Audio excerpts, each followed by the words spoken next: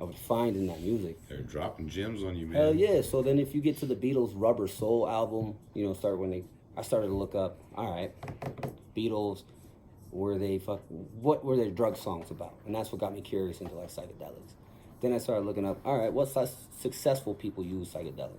Steve Jobs, Oprah, Mark Zuckerberg, all those motherfuckers, ayahuasca, all of them doing fucking psychedelics. I'm like, the big one was Aaron Rodgers lately. He went on some night retreat, some black cabin retreat before he fucking says what he's gonna do. Like, shout out that, man. Like, we need to start having more of those conversations because like we're barely in a place now where like you can have a problem with a dude who's your homie and y'all could talk about it. Like this past year, that's been my favorite thing is anybody that I've been in like a squabble with. It was just like, yo, let's just fucking talk about it. You gotta get past that shit. Yeah, so if you have like your football heroes being able to talk about fucking their drug use, like how it's helping their mental health and shit, that's going to like severely soften the hardness. There's no, obviously, as a father, dude, like I'm not trying to raise anybody soft. Right. Outside of the sense of like, you need to make space for, to change your mind, to like change someone else's mind and shit like that. So I think it's super dope when you got a dude like Aaron Rodgers, a fucking Super Bowl champion, someone who society would call a man's man, out here talking about, I'm changing my life. He's a fucking clown. That's what he is. I mean, again, I don't fuck with the Packers like that, so right. whatever. The idea, props. Was that food? You know what I'm saying? Go Bills. Hey, do you ever see there being dispensaries for mushrooms like they are for cannabis here in the future? If I had to answer the question right now, gun to my head, I'm gonna say no. Never ever? No, bro. There's not gonna be a place that sells chocolate bars? You can buy them online. I think that'll be the rule. Like you could only, bro. I don't see people like selling psilocybin at Whole Foods unless you can sell it at Whole Foods. Not at like a supermarket, but just think of like a cigar. Remember like back in the days when people smoked cloves? You'd have to go to like the fucking cigar shop and go buy them. Think about it like this. It's not when you was buying cigars and tobacco and alcohol, that shit was designed to keep you in the trap, right? It was like whether they were trying to do it or not, yes, that shit was addictive for a reason. If you're giving really people stimulating your mind. Psychedelics, yeah, half of those people, they'll have like a trip or whatever, but like another half of those people will have a fucking spiritual awakening and wake up to shit, and that's not too good for, I feel like the people who, run the world, so they don't want the world to have, I guess, that weed access. Is crazy enough, bro. Like, I know people who used to fucking hound me for smelling like weed coming into the house, and now exactly. Those people like smoke weed on their way to work type shit. And I'm like, wow, I remember those days, and that changed my life. I remember like how my whole ass thought process changed. So like, you give the world 10 years on psychedelics, holy shit, we're gonna have a different planet. You're gonna have guys building more spaceships in their backyards. It's gonna be on, huh? Yeah, all these Instagram girls with like the horoscopes and shit. You know what I mean? Like, start collecting moon water, and we're gonna wake up to all their shit, bro. So, for the people in charge, I don't think that's a great idea. That's the only thing that scares me. What's your go-to psychedelic? Do you have one? Weed. Weed? Yeah, we don't give weed its props enough. Weed is definitely a psychedelic. It changes your thought process and close your eyes and go to another place. But, am I allowed to say DMT on here? Say whatever you want. Man, I remember when I first got into... I'll get into it. Go for it. First got into psychedelics, it was like an acid trip. I was already on some like, we are one. We are collective conscious. I was already on that tip before doing psychedelics, and that's why my homies were like, damn, Rube, you never fucking tripped or did anything like that? And I was like, nah, I'm Puerto Rican. So then, first acid trip in a hotel room, bought an iPad and an Apple Pencil. That day was when they first released them. Back in 2016. It was on. Yeah, bro. Ate 2 tabs of acid with a Chiba Hut sandwich. and I was in the Brown Palace, and I fucking tripped all night long. Took my tabs at 7, stayed up till 7 a.m., took a shower, drew. The only conversation that changed in my head was like I was nicer to myself. So I like believed in my art. So like literally I sketched for years, bro. And it was the night I did the same thing, just did it on acid. And I was a different. What was the difference? yeah. Nothing, just my state of mind, bro. Just like I broke a mental barrier. A lot of people, without even knowing it, like you're speaking to yourself the way motherfucker spoke to you when you were a kid. Why? That's why you're so angry. That's why you're so like, you're still doubtful and trapped because you're waiting for that permission, and that permission's got to come from somewhere. And a lot of us don't know how to give ourselves that permission or be that voice. Mm-hmm. So I think that's what psychedelics does. It allows you to really dissect all those voices in your mind, and sort of change the conversation. That's why mushrooms is important. Right. Mushrooms is natural, wasn't made in the lab, but with the dose, whether you're tripping balls or you're microdosing, it definitely allows you that time to like be in your head. You don't want to be in your head too much, but like if you're using it as a skill, right? We said it in the beginning of this podcast, too much of anything is bad for you. Correct. Moderation. So like for me now, when I use psychedelics, I rarely ever use psychedelics to get fucked up, and if you do, that's you, whatever. But me personally, when I use psychedelics, I think about it the way my ancestors did. Like natives, we fucking ate mushrooms, smoked peyote, and did ayahuasca and all that shit, and like that's where the stories came from. Dragons are dinosaur bones, people. That's it. But being able to have like a spiritual practice with it and an intention, that's why I say DMTs, because just like for me, it's not something I need often. It's something Right, just like, I can touch once every blue moon, and even microdose it. I don't even blast off or whatever. So I've kind of heard of DMT, and I kind of know a little bit. Can you explain a little bit about it though, or man, hey Robert, you want to put on a headset? I mean, is it something? Because like you said, when you take some acid, that's just hitting you up till 8. Yeah, acid is crazy, man. Obviously, like I've had a 22-hour acid trip in San Francisco. That was amazing. I've actually had some acid off of Haight-Ashbury. Yeah. Okay. So yeah, like doing acid in San Francisco is a thing. That's like, it shout out is. Grateful Dead. Exactly. Shout out. But when it comes to, and also I feel like when you're on acid, it's like a roller coaster, right? You're just like you hit the peak and then you come down. Whereas mushrooms is just like a wave, just quick, where it washes over you, like you coming in and out of it. Your peak, for me at least. But when it happens with DMT, that shit, you're there and back, baby. Like, it's nothing to fuck around with. And like I got family members and cousins and shit who are like, "Yo, Rube, put me down." No, it's absolutely not. It's casual. You're casually, I'm not gonna have your crazy ass. Absolutely not. You're casually dying, dude. Yeah. I don't know what you're gonna see. I don't know what's locked inside of you, type shit. A lot of people who've done DMT, like we've seen a lot of the same things. I remember my first DMT trip. Real quick, how long does this last? Is this like a minute? About 15. 15 minutes? About 15 minutes, man. And that's kind of spot on for like every single time I've done it.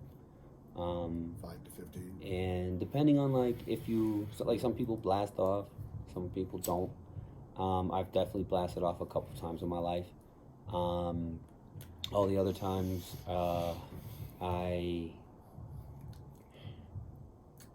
the veil is pulled back. So just like imagine standing in your shower and then pulling back the curtain, and then I don't know, it's things you've never the shit behind you. Right. You know what I'm saying? Like, and it's just things that are instinctual to you. It's a dream essentially, and like for me, people don't know this. When I was 8 years old, my heart stopped for 8 minutes. I had to go under anesthesia. And, like, they had to fucking shock me to awake and stuff. And the first time I was on DMT was the first time I've ever felt like I was that 8-year-old kid again. Like I felt a connection to him, because it was so, I don't want to say familiar, but it was like all right, yeah, I know these are things that you know. So like a lot of people, at least that I've talked to, including myself, we're like looking for answers for some shit. Most of us, when we're on psychedelics, When I came back for my first time blasting off ever, bro, I was content. It's like, okay, cool. I don't need any answers. We know it all. It's all there. And really, like, if you're holding on to some shit right now, you probably shouldn't do it. You need to be prepared to accept the fact that this reality isn't real. Like, none of this shit is outside of a dream. Like, this shit is just as much as a dream as when you go to sleep and wake up. So, do you think we're in the Matrix? oh God, yes. This is the conversation I'm trying to have, bro. We can talk art Right, whenever. yeah. This is the shit that I'm talking about every day. Yes, sir. Have you ever seen anything that's kind of some glitchy ass shit or some shit that you couldn't explain that you're like, what the fuck that made you? On drugs, yeah, cool, easy, and then you can blame the drugs. But when it happens in real life, Exactly. that's the what shit I'm where I talking freak out. And yeah, be like, oh, manifestation and parking spots. Not what I mean right now. But being able to see, like, watch matter move, watch real life shift to like your conversation or your awareness. I totally accept and agree that we run off some sort of algorithm, right? One, it's a collective conscious, and it's if it's a collective conscious, and every religion is like pointing us back to like one ultimate omnipresent being and shit, then what is that? It's a fucking program, or some dude in a video game. Yeah. Have you ever seen a Lego movie?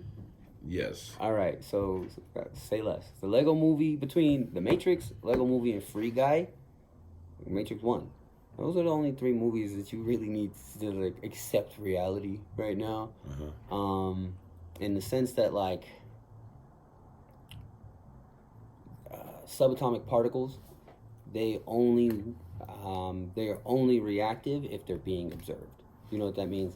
Right. Meaning under a microscope, the teeniest, tiniest particles of an atom, right?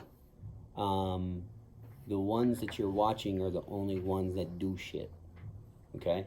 Meaning... It's like, does a tree make noise in the forest if no one's there to Right. hear it? I hate to sound like a guy on methamphetamines, just because I watched the movie and he said this. Like, he had said something.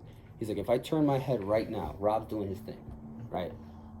I can't see him behind me. Is all that shit paused until I turn around, right? Right. Like, and that was what DMT for me sort of fucking freaked me out, was because I totally saw my kids. I totally like saw myself Leap. yeah, like breaking to a billion different triangles, which is crazy because the triangle is the most structurally sound shape in whatever the fuck. I don't know the words right now. I'm high, but the triangle is supposed to be the strongest and most structurally sound shape. And if you look at like any of these, like now me working in video games and virtual reality and stuff, crazy because I'm inside of this headset for like 14, 15 hours at a time. And when I come out, I'm readjusting and things. Right. But when I'm in there for 30, 40 minutes at a time, like I fucking forget about everything else. I'm completely immersed. And at what point, like I'm about to watch a baby be born, right? At what point does he start to remember shit? About 6 years old? Cool. But like, all right, really though? What is it? When you're looking back and digging back in your consciousness, like, what are you bringing from another life type shit? Or another program, or the last time you played this game when they put you on this cartridge. So, Do you believe that we've all lived other lives? absolutely. 100%. What are some of your past lives? Do you know? It's crazy that you're asking me this shit. They're playing Around the Way Girl, too. Bro, no, this LL is- Cool J. Whoa, what do you know about my life? Did you research about me? No. My mom dated LL Cool J in high school. They're playing it underneath. Oh shit, I don't hear it. But no. Yeah. That's crazy. My But- dad was a dope dealer. We kind of talked about that, Yeah, I believe, yeah, on he the used last to rob one. LL. Anyways. Jeez. But some of my past lives, again, I don't want to sound like a crazy person, but whatever. Some of my past lives, I definitely believe I was a young ass kid in a city. I died young unexpectedly. It was an accident. Like I fell off of something. I see that shit happen all the time. Are you afraid of heights? I'm not necessarily afraid of heights. My biggest fear is speed. I'm afraid of going fast.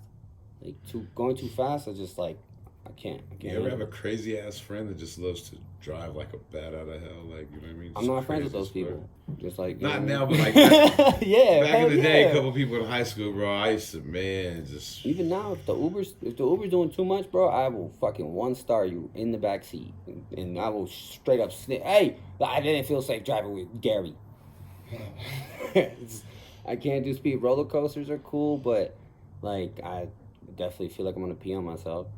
Anytime I'm going too fast downhill on anything. Well, that's first of all, you don't go fast downhill. Like no skiing, no sledding. I don't ski. No, I don't do that. I surfed once just to say I was able to do it. But I'm a '90s kid. I love skateboarding. I don't know how to do it. I appreciate the culture. I'm born in '88. Like skateboard culture was young ass kid. Yeah, man. Young '88, bro. I feel like I'm hanging out with a bunch of fools. Like I was born in '95. Bro. You are. You know what I mean? Yeah. Youngsters. People are young, man. Shit. Yeah. But like, yeah, dude. Past lives, I completely believe in that. My grandmother, my family's from Puerto Rico. They're from the island. So like they believed in some wild shit. I totally believe in brujeria and all that. So like if I meet a girl, explain what that is. Witchcraft, bro. Island witchcraft. Don't take that shit lightly. All of this stuff that people be passing back and forth on Instagram. Energy is real. Like leaving your energy open to shit is real. A large part of me scaling back in my career and being so like a party favor for people. I used to like draw and paint live a lot. It didn't help out my career in the beginning, but it drained me, bro. By the time I got back, it took a couple years to where I just started to feel like my spirit depleted, and it took years for me to gain that shit back. And now, being in a place to where, yeah, people can totally send you an energetic bomb from a fucking other side of the world just by thinking about you the wrong way. Isn't that crazy? Yeah. So like, my grandmother was a scorned Latina at one point in her life, and her and some island lady, they talked about my grandfather.